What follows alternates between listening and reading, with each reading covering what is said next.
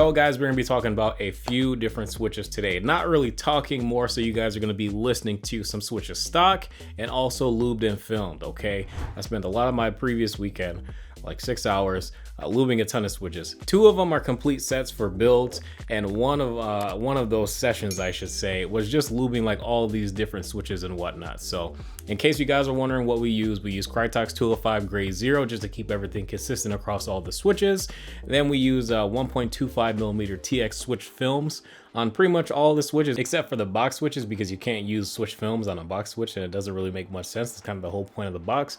But we have a box silent linear, so like it's not really gonna make much of a difference because it's dampened anyways and it's extremely stable. So didn't overdo it with the silent linears, okay? They're muffled, but we got some from Gateron, we got some from Kailh, we got some from JWK, we got some from C3, we got quite a few different ones. Now I'll let you know the Gateron cap yellows, both the milky and the golden cap yellows, I didn't do anything to those. Like if you're gonna spend the money on cap yellows, they're already pre-lubed, they're lubed pretty generously too, so you really don't have to do much. Like adding films, it's just a waste of time. Like it'll make a difference, but it's just a waste of time. Just get regular yellows and lube them and film them yourself, okay? But obviously the tolerances on those are pretty good. For you guys, you know, I'll even throw in a quick tolerance close-up test as well at the end of the video so you guys can see which switches have the most wobble. But without further ado, I haven't even done a sound test on them at all yet. I'm also gonna test it with 3 different kinds of keycaps. So we got die sub PVT, we got GMK, and we got double shot PVT OEM profile. The first 2 are cherry profile, and then we got, you know, the double shot OEM profile. But before we do the sound test, go ahead and drop your boy a sub and a like. Of course, this video took so long to make. I spent so much of my weekend lubing. A job like this was not even possible without this Monster Gear X Prevail Key Company lube station that I got. So huge shout out to them for sending this over a while ago. I have used it so many times, and it's about $45 for this size. I think the smaller size is like either $35 or $40 as well. But use code TMT at checkout, you save a little bit, and you also help support the channel as well. So good for me, good for you. It is absolutely a huge help. The fastest I have lubed switches in this thing, I think I lubed about 75 switches in just under 2 hours a couple days ago. So, and I did 2 sets of them in about 4 hours total. I was like really surprised when I'm like zoned in and just lubing a ton of switches. I can get quite a bit done with the help of that. Before, oh my God, lubing took like 3.5 hours. It was horrible. But they got a ton of accessories that actually helped me out with lubing. I'll probably make another video on it, so let me know if you guys are interested in that.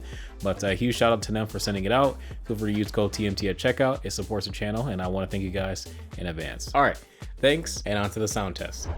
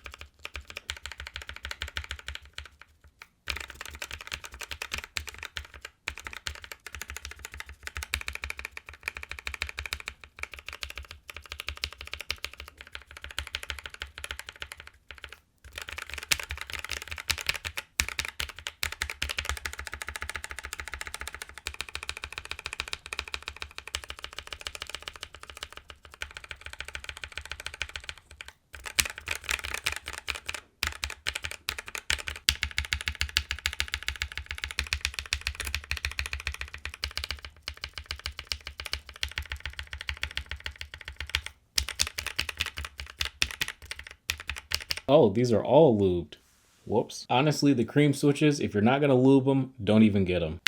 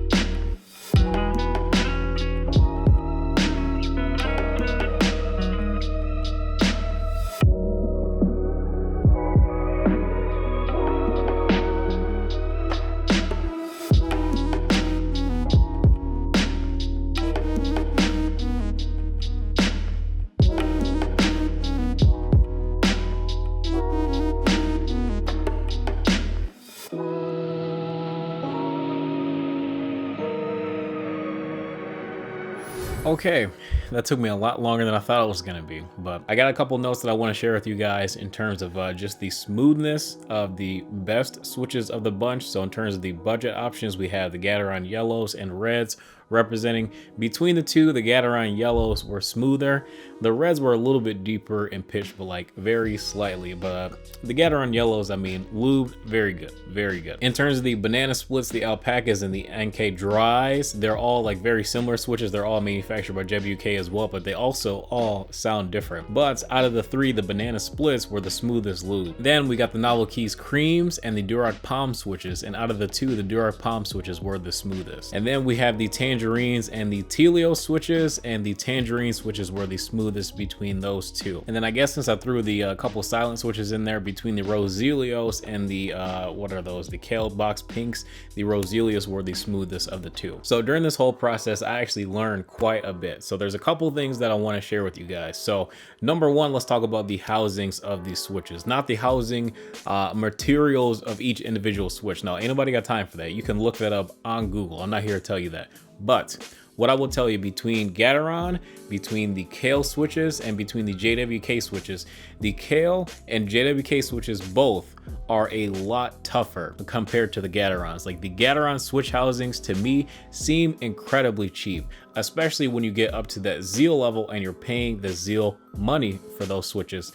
When you pull them apart with a switch opener, the clips on the sides of the switches basically just fall apart. I would kinda expect that on, you know, like the regular cheaper Gateron switches. On the Zeal switches, that is just unacceptable when you're paying almost $1 per switch. And I'll be honest with you, even though, you know, the Kailh method with the two clips on the side, in the case of like the Kailh Reds, the Sweet Silvers and whatnot, that's not my favorite method to open the switches, but they are a lot more durable than even the cheaper Gateron. So with that being said, I'm really disappointed in the fact that, you know, the Gateron yellows, the reds, all the way up to the Zeal switches have very weak housings when you're pulling the switches apart. And that kind of matters because when you go to put them back in your board and you got these little legs sticking out to the side, preventing you from putting them in your board, and you have to kind of be worried that you might break the legs on the switch because it can happen. Now, luckily for me, I didn't. I was able to kind of like just push it in and then push the switch down into my keyboard.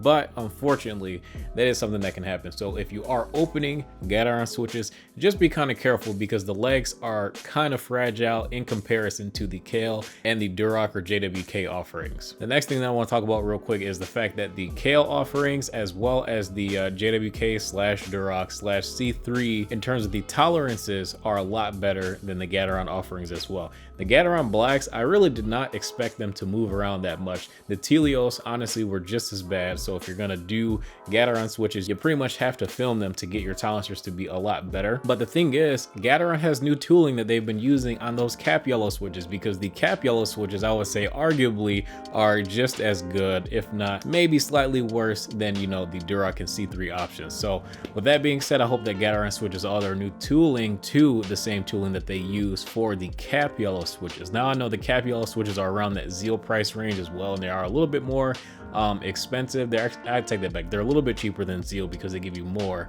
in the box, I believe. But the thing is, the cap yellow switches are a little bit better in terms of build quality than the Gateron yellows. So if you're gonna get Gateron yellows, you want to save some time and spend a little bit more money and not lube them and have better tolerances and really not have to worry about filming them. The cap yellows are actually a really good deal. Did I already say the last thing I want to talk about? Anyways, the last thing that I want to talk about, JWK recolors, or JWK recolors, blah blah blah. Do they all sound the same? Well, between the banana splits, the alpacas, and the Novel Keys dry switches that are all manufactured by JWK, but the banana splits were designed by C3. They don't all sound the same, especially the banana splits. They do still maintain, even after lubing with 205 grade 0, they still maintain a little bit of a higher pitch than something like the alpacas and the NK dries. The NK dries, I believe, are kind of like the most clacky, believe it or not. And then the banana splits have like a higher pitch, and then the alpacas kind of land somewhere in the middle of the two. They all sound similar, but they do not all sound the same. And I believe that personally, like if you're gonna buy either of the three, I think you would be happy with any of the three. I should also include the Silk series. Those are pre-lubed from the factory. Pretty much the same thing as the dries, but they're pre-lubed, so you have your options there. Moral of the story, Gateron housings kind of suck, but the switches are pretty decent in terms of the sound and, you know, price to performance ratio. They're pretty good. Then if you're willing to spend a little bit more money, Especially after doing this, it kind of just reaffirmed my firm love for the tangerine switches. Like they just sound the best in my opinion. And then all the other switches, I think that they're like decent, but I don't necessarily think, you know, that one is like way better than the others. Like I think black inks are pretty good. I'll probably lube a whole board of black inks next. The Tealios, I don't know. I might pass on the Tealios. I don't know. They're just kind of okay. I don't really feel like they're anything special. It was kind of weird though that the Tiffany Tealios I feel like has a little bit better tolerances than the standard Tealios. Durock Poms are pretty good, but I would probably spring salt those to about 55 grams to be honest. And then Novelty's cream switches, not gonna lie to you. Cream switches are good if you 110% plan to lube them. For cream switches, you don't really have to film them, but if you are not gonna lube them, don't even bother because they suck. Creams stock will give you instant buyer's remorse, okay? You can use them for a month, whatever, break them in, whatever, okay? You'll use them for a month stock, you're gonna hate it the entire time. And then you're gonna lube them, you're like, I should have did this a month ago when I first got them. So yeah, if you wanna get creams, I warned you, okay? Just mod them. Kailh Speed Silvers, I think are pretty good. The Kailh housings are pretty good. And basically, if you want to get Kailh Reds or Speed Silvers, the Reds are going to sound a little bit better, but the Silvers are going to give you a little bit better gaming performance if you care about that. If you want a nice, premium, smooth gaming switch, the Kailh Silvers are the best. And then, yeah. That's pretty much it. I know I didn't include like every switch in this because ain't nobody got time for that. And there are no cherry offerings in here because I don't know. I don't really feel like it's worth it to even mod cherry switches. Maybe MX Blacks, but I haven't gotten any just yet. I plan to buy some MX Hyperglides in the future, and I'll probably do like a dedicated review on those to see if the new cherry switches are really good. But that's it for this video, guys. If you enjoy, feel free to drop a like, subscribe if you guys are new to the channel as well. Ton more keyboard content coming this year. I hope you guys really enjoyed this video, and yeah, I'm going to bed. I'll see you guys in the next video.